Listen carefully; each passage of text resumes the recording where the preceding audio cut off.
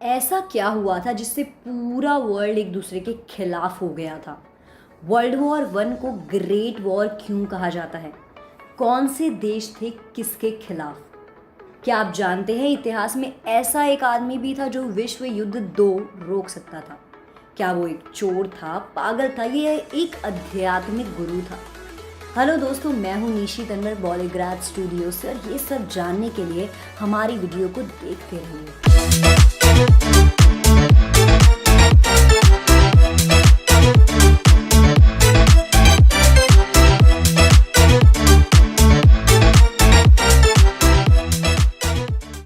There are many such incidents that are hidden in the pages of history. If the dust is removed from it, the present will be filled with stories of thrill and excitement. तो आज मैं आपको ले चलती हूँ late 80s के एक ऐसे हिस्टोरिकल इवेंट में जिसमें रशिया की हिस्ट्री रातों रात एक इंसान ने बदल दी थी। कौन था रास्पुटिन? चलिए जानते हैं। तो ये कहानी है रशिया की, जहां रास्पुटिन को जाना जाता है for the adviser role in the court of king tsar Nicholas II of Russia.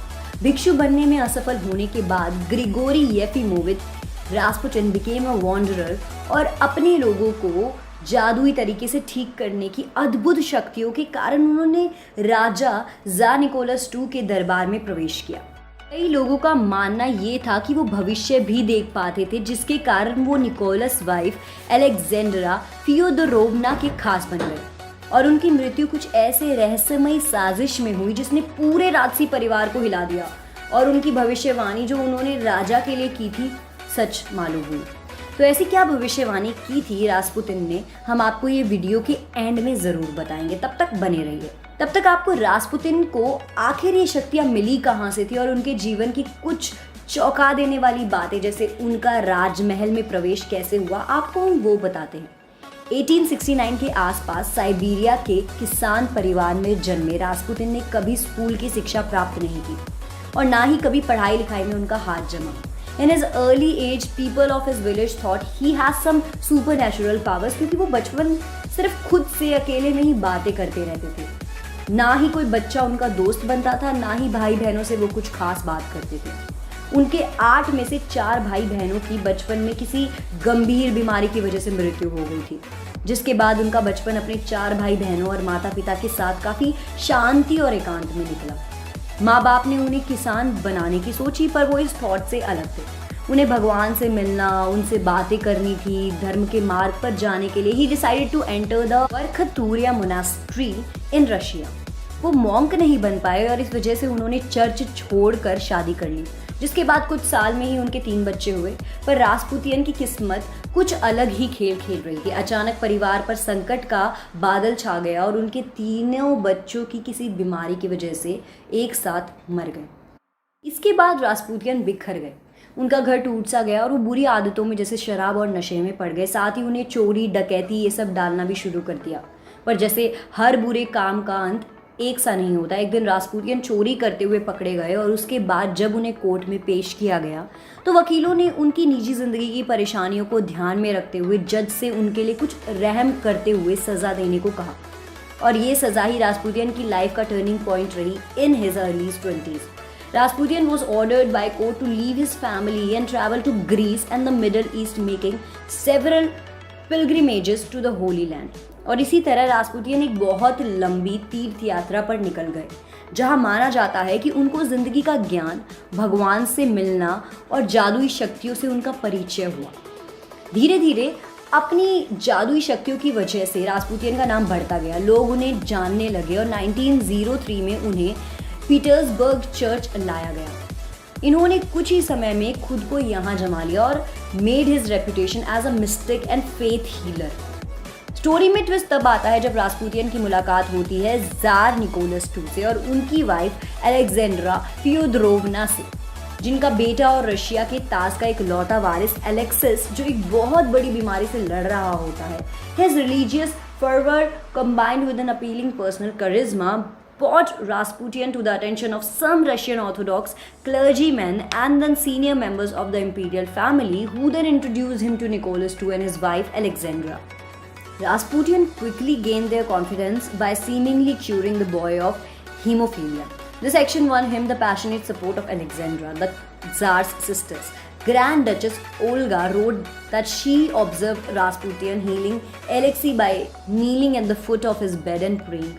The calming atmosphere that he created in the palace may have assisted with the recovery. Alexandra's lady-in-waiting, Baroness Sophie, thought that Rasputin employed peasant folk medicine used in Siberian villages to treat internal bleeding in horses. Historians continue to debate Rasputin's impact on Alexei's health. In his 2016 book, Rasputin, Faith, Power and the Twilight of the Roman Wars, Douglas Smith observes Rasputin's assurances calmed the anxious, fretful mother and filled her with unshakable confidence. And she in turn transferred this confidence to her ailing son, literally willing him back to health. In addition to increasing confidence in recovery, a key variable may have been Rasputin's insistence that doctors keep away from Alexei. Medical knowledge was still sparse even though drugs like aspirin were available for treatment. Unfortunately for Alexei, aspirin, considered a cure-all remedy, had the then unknown side effect of thinning the blood, जिसकी वजह से haemophilia symptoms और बढ़ जाते हैं. French historian Alain Carré d'Encausse argued that when Rasputin insisted that remedies prescribed by the doctors be thrown in the fire, उन फेंकी गई medicines में aspirin भी शामिल थी.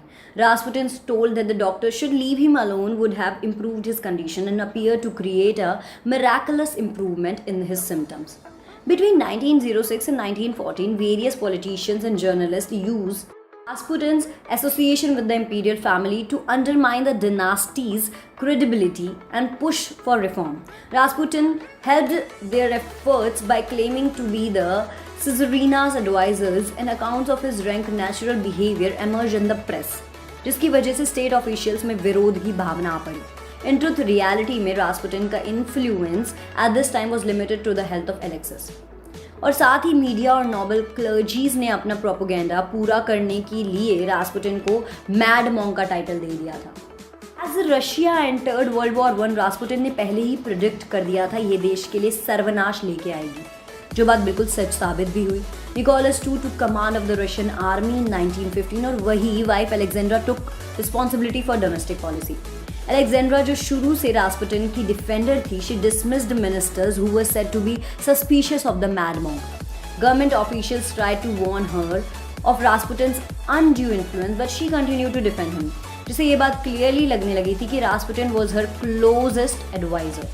On the night of December 29, 1916, a group of conspirators, including the Tsar's first cousin, Grand Duke Dmitry Pavlovich, and Prince Felix Yusupov, invited Rasputin to Yusupov's place and fed him wine and cakes laced with cyanide.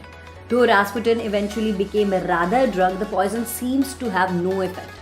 Baffled but not deterred, the conspirators finally shot Rasputin multiple times. He was then wrapped in a carpet and thrown into the Neva River, where it was discovered 3 days later. और जैसा कि हमने आपको कहा था कि हम आपसे वीडियो के एंड में खुलासा करेंगे कि आखिर ऐसी कौन सी रास्पुटिन की भविष्यवाणी सच हुई जो किसी ने सपने में भी नहीं सोची थी. Although Rasputin was gone, the last of his prophecies was yet to unfold. Shortly before his death, he wrote to Nicholas to predict that if he were killed by government officials, the entire imperial family would be killed by the Russian people. His prophecy came true 15 months later, when the Tsar, his wife, and all their children were murdered by assassins amidst the Russian Revolution. The murder of Rasputin, Russia's infamous Mad Honk, is the fodder for the great historical tale that blends fact and legend. But the death of the controversial holy man and faith healer का एक बहुत ही deep effect पड़ा on the tense state of affairs in pre-revolution Russia. Rasputin का murder के बाद Nicholas और Alexandra की राजनीति में छोटा मोटा परिवर्तन नहीं हुआ, बल्कि पूरा का पूरा गेम बदल गया. रशिया ने बनी Bolsheviks party, who were furious after Rasputin's murder as it symbolized the corruption at the heart of imperial court.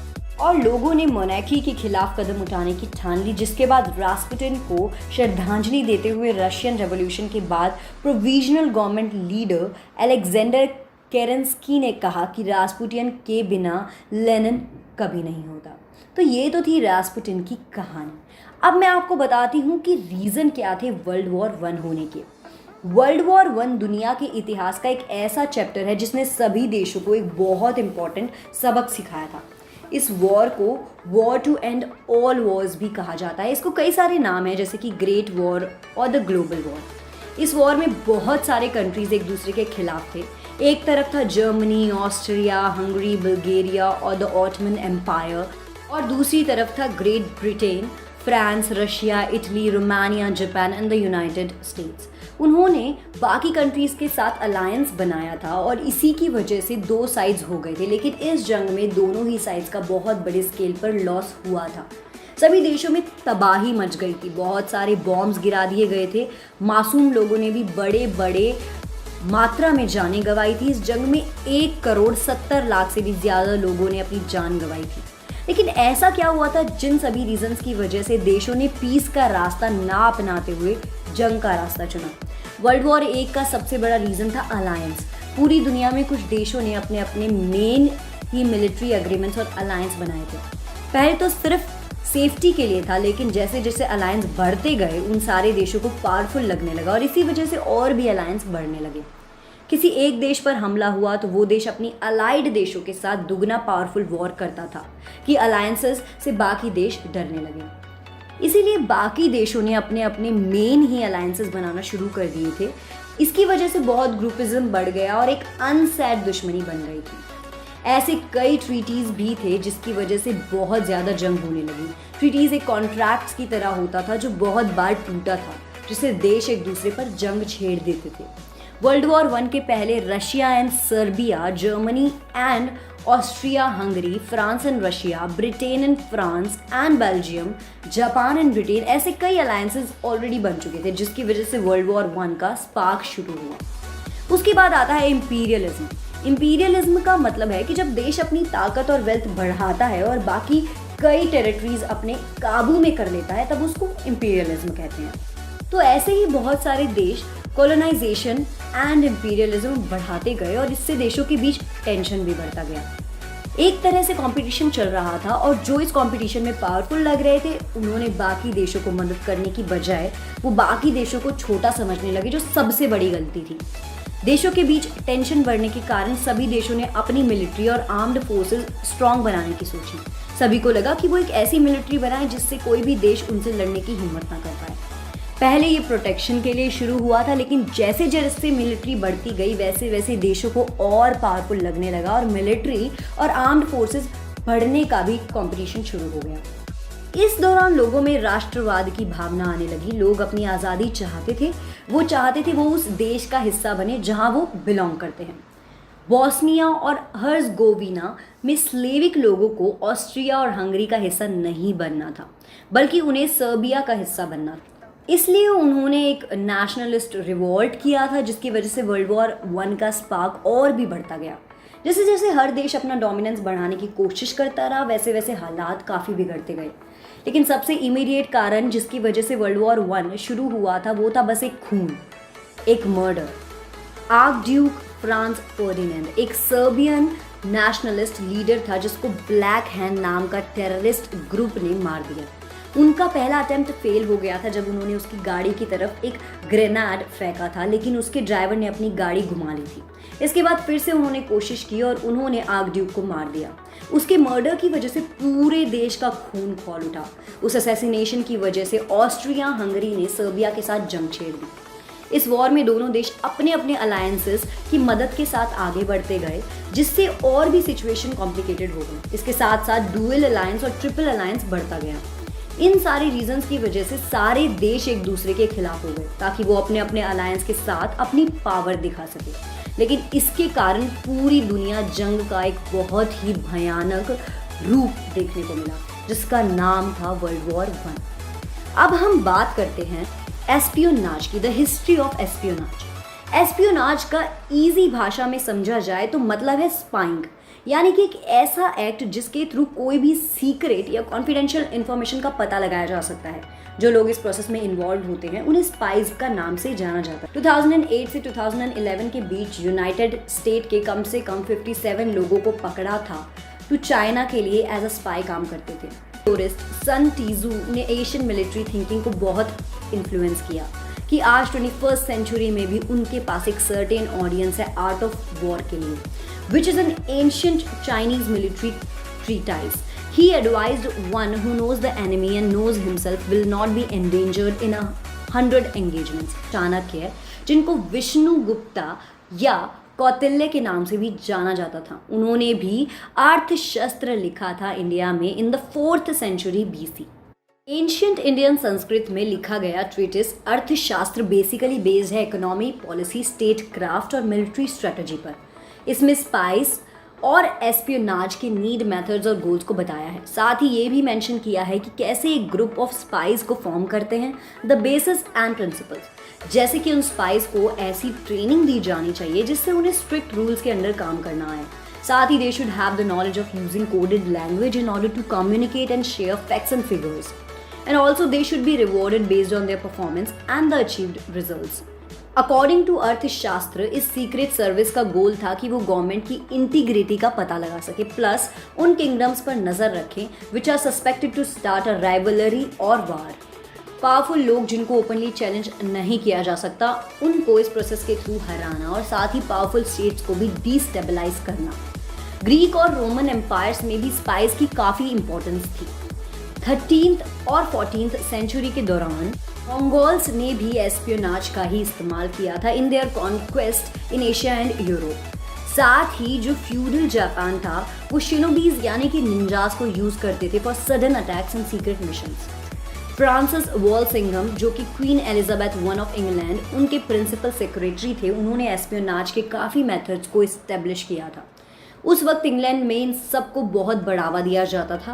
Queen Elizabeth I का जो स्टाफ था उसमें एक क्रिप्टोग्राफर था नेम्ड थॉमस फिलिपिस, जो लेटर्स को डिसिफर करने का मास्टर था.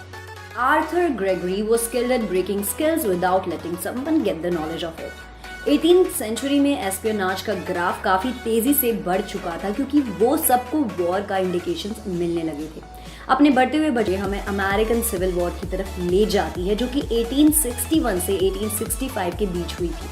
उस वॉर में टैक्टिकल और बैटलफील्ड इंटेलिजेंस बहुत स्ट्रॉन्ग रखी गई थी दोनों ही आर्मीज की तरफ से. Allan Pinkerton, who was a Scottish American detective, operated a pioneer detective agency and also served as the head of the Union Intelligence Service during first 2 years. उस दौरान जो स्काउट्स और स्पाइस थे, they reported directly to the commanders of armies in the field. वो time to time troops के movement और उनकी strength की इंफॉर्मेशन देते थे. स्पाइस और स्काउट्स में डिफरेंस बस यही था कि एक लाइफ और एक डेथ को रिप्रेजेंट करने लगा था. The process of drafting maps, obtaining copies of local maps and local newspapers and direct observation made cavalry service as the main instrument in military intelligence of both the armies. Likewise, Austria, France, Germany, Great Britain, Italy and Russia में भी military intelligence and espionage का system बहुत मजबूत किया जाने लगा. लेकिन जब कोई चीज़ एक तरफ से स्ट्रॉन्ग होती है तो उसके रोकने या उससे हो रहे लॉसेस को प्रोटेक्ट करने के लिए एक और सिस्टम ज़रूर इस्टेब्लिश किया जाता है. और एस्पियोनाज सिस्टम के साथ साथ भी कुछ ऐसा ही होने लगा जिसके लिए एक वर्ड आया, काउंटर एस्पियोनाज या फिर काउंटर इंटेलिजेंस.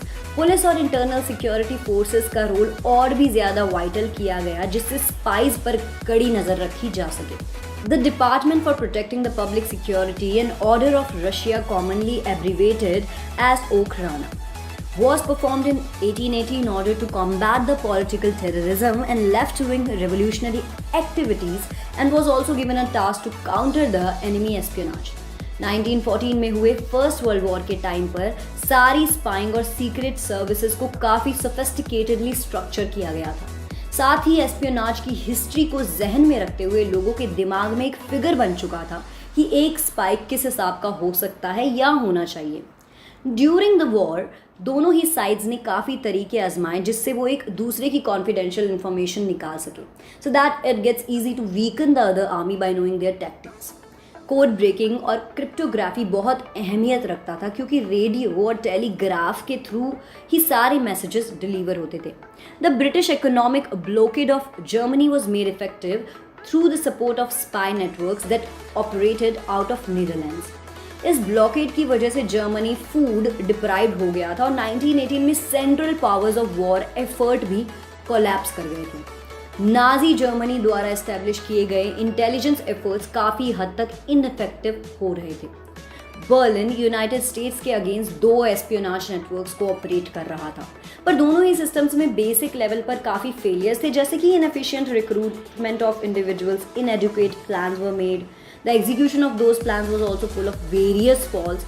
इसी तरह सेकेंड वर्ल्ड वॉर और कोल्ड वॉर में भी एस्पियोनाज का काफ़ी इस्तेमाल हुआ और कई तरह के एजेंट्स इसमें आज भी इन्वॉल्व रहते हैं, जैसे कि double agent, redoubled agent, triple agent, access agent, unwitting double agent, facilities agent, principal agent, confusion agent etcetera. आज के ज़माने में one of the most effective ways to gather any data about a particular organization is by infiltrating its rank. Hence, espionage अपनी strong history के साथ के लिए आगे भी शायद ऐसे ही चलता रहेगा। तो चलिए आगे बात करते हैं MI6 के बारे में। MI6 यूके की फॉरेन इंटेलिजेंस एजेंसी का नाम है, जिसे हम सीक्रेट इंटेलिजेंस सर्विस के नाम से जानते हैं। ये 110 साल पहले बनी थी, जुलाई 1909 में, पर इसके एग्जिस्टेंस नॉलेज में आई 1994 में। इसके headquarters SIS building London England में है। MI6 एब्रीविएशन स्टैंड करता है मिलिट्री इंटेलिजेंस सेक्शन 6 और इसका कंपैरिजन हुआ अमेरिका के CIA से कर सकते हैं। MI6 से जूनियर यानी MI5 ऑर्गेनाइजेशन सिक्योरिटी सर्विसेज और डोमेस्टिक थ्रेट्स के लिए रिस्पॉन्सिबल है। चलिए आपको कुछ बताती हूँ interesting facts about MI6। Wrong letter, हमने जेम्स बॉन्ड फिल्म में ये चीज़ तो देखी ही है कि MI6 का हेड M लेटर यूज़ करता है पिक्चर में, लेकिन असल में जो लेटर सीक्रेट सर्विसेज के हेड को डिनोट करने के लिए यूज़ होता है MI6 के अंडर, वो है C लेटर। सब हेड्स भी अपना नेम नहीं लिखते या साइन करते हैं, उन्हें भी C लेटर से ही डिनोट किया जाता है। हर डॉक्यूमेंट जो C साइन करते हैं वो ग्रीन इंक से ही किया जाता है। The next one is different branches. MI6 और MI5 बनने के पहले लगभग 19 ब्रांचेस थी जो मिलिट्री इंटेलिजेंस में आती थी। MI11 कोड ब्रेकिंग के लिए रिस्पॉन्सिबल थी, MI12 रशियन और स्कैंडिनेवियन इंटेलिजेंस के लिए, MI14 एरियल रिकनेंस के लिए, लेकिन जब MI5 और MI6 बना तो अधिकतर ब्रांचेस इनके अंडर ही आ गए। Third one is undisclosed age. MI6 के हेड सीनियर स्टाफ की एज आज तक एक सीक्रेट है और इसके बारे में सिर्फ सिक्योरिटी कमेटी ही जानती है, उनके अलावा इसके बारे में किसी को कोई जानकारी नहीं है। The fourth one is Smiley's People. Tinker Tailor Soldier Spy और स्माइलीज पीपल के ऑथर जॉन ली कार खुद एक MI6 एजेंट रह चुके हैं। ऑथर ग्राहम ग्रीन भी MI6 के एजेंट रह चुके हैं।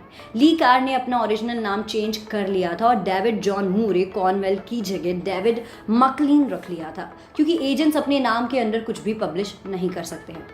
इयान फ्लेमिंग MI6 के साथ नहीं थे पर नेवल इंटेलिजेंस के साथ थे वॉर के समय, जिसे जेम्स बॉन्ड की स्टोरी इंस्पायर होकर बनी थी। The next one is make cupcakes not bombs. MI6 के एजेंट्स ने अलकायदा की ऑनलाइन मैगजीन को हैक करके कपकेक्स की रेसिपी से बॉम्ब मेकिंग की रेसिपी को बदल दिया था। The sixth one is licence. जैसे कि जेम्स बॉन्ड मूवी में दिखाया गया है कि MI6 के एजेंट को लाइसेंस की ज़रूरत होती है किसी को मारने के लिए, लेकिन असल में ये बात सच नहीं है, क्योंकि कोई भी काम जो यूके के बाहर किया जाए वो इलीगली होता है। यूके की स्पाई एजेंसी पूरी कोशिश करती है कि वो स्पाई लाइक गैजेट्स अपने गैजेट्स को प्रोवाइड कर सके और कुछ गैजेट्स सक्सेसफुल भी होते हैं बनने पर डेस्टिनेशन पर पहुंचकर वो काम करना बंद कर देते हैं। The seventh one is ban device. MI6 ने लिनोवो कंप्यूटर्स को स्ट्रिक्टली बैन कर रखा है। ऐसा इसलिए है क्योंकि लिनोवो कंप्यूटर्स के आधे ओनर्स चाइनीज गवर्नमेंट है और ऐसा कहा जाता है कि उनकी कंप्यूटर्स सीक्रेट बैकडोर एक्सेस के साथ आते हैं, जिस वजह से ये इंटेलिजेंस एजेंसी इन्हें अलाउ नहीं करती है। एथ one is MI6 and CIA United. MI6 and CIA ने साथ में काम किया है, जिस पर एक फिक्शियस नॉवल बनी है जिसे नोबेल प्राइज भी मिला था लिटरेचर में। द नाइन्थ वन इज 1957 में हेरोल्ड मैकमिलन और प्रेसिडेंट ड्वाइट एइजनहावर चेंज करने की मांग की। सारिया ने CIA MI6 के प्लान को अप्रूव किया, जिसमें वो stage fake border incidents play करेंगे। The 10th fact is interesting spies. Writer Roald Dahl एक एजेंट थे MI6 के। डाल का जॉब था ज़्यादा से ज़्यादा US की औरतों से इंफॉर्मेशन हासिल कर। जेम्स बॉन्ड का कैरेक्टर एक रियल आदमी पर बेस्ड था जिसका नाम था बिफी डंडरडेल। उनका नाम था कमांडर विल्फर्ड डंडरडेल। उन्हें बिफी के नाम से जाना जाता था क्योंकि वो एक ब्रिलियंट नेवी बॉक्सर थे। उनका एक सीक्रेट सर्विस स्टेशन था पेरिस में। The 11th one is first world war arrest. जैसे कि वर्ल्ड वॉर 1 स्टार्ट हुआ था, MI6 के एजेंट्स ने 21 जर्मन स्पाइस को तुरंत अरेस्ट किया था जो यूके में रह रहे थे। MI6 को उनके बारे में इंफॉर्मेशन गेन करने में काफ़ी दिक्कत आई थी वर्ल्ड वॉर के कारण, क्योंकि जर्मनी में एक स्पाई नेटवर्क नहीं बिल्डअप हो पा रहा था। 1917 के बाद से MI6 बढ़ते कम्युनिज्म की वजह से काफ़ी परेशानी में आ गया था और इस वजह से उन्होंने नाजिज्म के थ्रेट को काफ़ी अंडर एस्टिमेट भी कर दिया था। ब्रिटिशर्स को एक एंटी बोल्शेविक ग्रुप एस्टेब्लिश करना पड़ा था ताकि वो सैबोटाज और सबवर्जन को प्लान कर एग्जीक्यूट कर सके। They even try to assassinate Lenin at one point but the plan miserably failed. The 12th one is MI6 bribed Spain. Britain ने स्पेन को $200 मिलियन दिए थे और इनसे बोला था कि वो न्यूट्रल रहें। उन्हें इस बात का डर था कि स्पेन हिटलर और नाजी के साथ अपनी फोर्स ज्वाइन कर लेगा, इसलिए उन्होंने 14 मिलियन दिए जो आज के टाइम में लगभग 200 मिलियन अराउंड है। 13th one is world war 2। War के शुरू होने के पहले ही उनका ध्यान कम्युनिस्ट के नाजीज पर आ गया। उन्हें ये बात समझ में आ गई थी कि नाजी उनके लिए एक थ्रेट बनते जा रहे हैं। 30s से उनका एक कॉर्डियल रिलेशनशिप था गेस्टापो के साथ जो 1937 में खत्म हुआ। गेस्टापो ब्रिटिशर्स के कम्युनिस्ट के बारे में सारी न्यूज़ प्रोवाइड करते थे। MI6 ने बहुत मेहनत की जर्मनी का सीक्रेट मैसेजेस को डेसिफर करने की। वो मैसेजेस एनिग्मा मशीन से भेजे गए थे। एनिग्मा मशीन कंसिस्टेंटली अपना कोड चेंज करती रहती थी जिस वजह से कोई भी ह्यूमन उसे कोड को क्रैक नहीं कर पा रहा था। एलन टर्निंग ने टर्निंग मशीन बनाई जो पहला कंप्यूटर भी था और उससे उन्होंने कोड को ब्रेक किया जिस वजह से वो वर्ल्ड वॉर जीत पाए। द कैम्ब्रिज 5 स्टूडेंट्स का एक ग्रुप था जो कि सिस ने रिक्रूट किया था कैम्ब्रिज में। उन्होंने अपनी कंट्रीज को बिट्रे किया, acted as double agents for the Soviets और इसी वजह से ये ब्रिटिश हिस्ट्री के सबसे नोटोरियस स्पाइस माने जाते हैं। इन 5 में से सिर्फ 4 लोगों की आइडेंटिटी अभी तक रिवील हो पाई है। One of the members Philby was actually appointed head of the anti Soviet division even though he was a double agent. Philby की रेपुटेशन डैमेज हो गई जब ये क्लियर हो गया कि उसने और 2 डबल एजेंट को वॉर्न किया था जो कैम्ब्रिज 5 के मेंबर्स थे। 15th one is MI6 in America. MI6 की एक सीक्रेट ऑर्गेनाइजेशन अमेरिका में इस्टेब्लिश की गई थी मई 1940 में। विलियम स्टेफनसन उसके हेड थे और उसे ऑर्गेनाइजेशन का मेन पर्पस था दुश्मनों की एक्टिविटीज़ पर नज़र, पोर्टर्स होने से बचाना और ब्रिटिशर्स की इमेज को अच्छा बनाना। उन्होंने कैंप एक्स के नाम से भी एक ऑर्गेनाइजेशन कनाडा में इस्टेब्लिश किया था। कैंप एक्स में क्लैंडस्टाइन ऑफिसर्स को ट्रेन किया जाता था और इस वजह से उन्होंने टेलीकम्युनिकेशन सिस्टम को भी इस्टेब्लिश किया जिसका नाम हाइड्रा था। The 16th one is the impossible death. In 2010, a British spy was found dead, stark naked inside a duffel bag which had been locked from the outside. The bag was padlocked from the outside and the key as underneath his body. Metropolitan police ने ये claim किया कि उसे आदमी ने गलती से खुद को उस बैग में अंदर लॉक कर दिया था, पर यह बात मानना बेवकूफ़ी थी। पुलिस ने 3 साल लगाए उसकी इन्वेस्टिगेशन के ऊपर ये कॉन्क्लूड करने से पहले कि ये एक एक्सीडेंट था। कॉरोनर का मानना था कि इस एक्सीडेंट में मेन कोई थर्ड पार्टी भी शामिल थी क्योंकि पैडलॉक के ऊपर विक्टिम के फिंगर्स के प्रिंट्स के निशान नहीं मिले थे। The 17th one is Ronnie Biggs. Ronnie Biggs great train 1963 का एक मेंबर था जिसे पुलिस ने अरेस्ट कर लिया था। 2 साल बाद वो जेल से भाग गया। He spent 36 years living as a fugitive. During that time, he became a punk rock icon. A news anchor was kidnapped and released by MI6 and then finally turned himself in at the age of 69. बिग्स ने ज़्यादा से ज़्यादा समय fugitive बन के गुजारा Australia और Brazil में। The 18th one is Mansfield's leg. जब मैन्सफील्ड्स यूएन लोगों को इंटरव्यू कर रहे थे जो स्पाइस बनना चाहते थे, तब वो उनका पोटेंशियल चेक करने के लिए अपने वुडन लेग में खुद को स्टैब करते थे ताकि वो उनका रिएक्शन चेक कर सकें और ये जान सके कि वो ऐसी सिचुएशन में खुद को हैंडल कर पाएंगे या नहीं। He used to make up fantastical stories of how he lost his leg whenever people asked. तो ये तो थे कुछ अलग दिलचस्प खबरें हमारे रास्पुटियन के बारे में, फर्स्ट वर्ल्ड वॉर के बारे में और इंटरेस्टिंग फैक्ट MI6 के बारे में। ऐसी ही अलग अलग दिलचस्प खबरों के लिए बने रहिए हमारे चैनल बॉलीग्राड स्टूडियोज़ के साथ। मैं हूं निशी तनवर बॉलीग्राड स्टूडियोज़ से। आप सभी को अब बाय कहने का वक्त आया है। हमारी वीडियो को लाइक करें, शेयर करें, कमेंट करें और हमारे चैनल को सब्सक्राइब करना ना भूलें।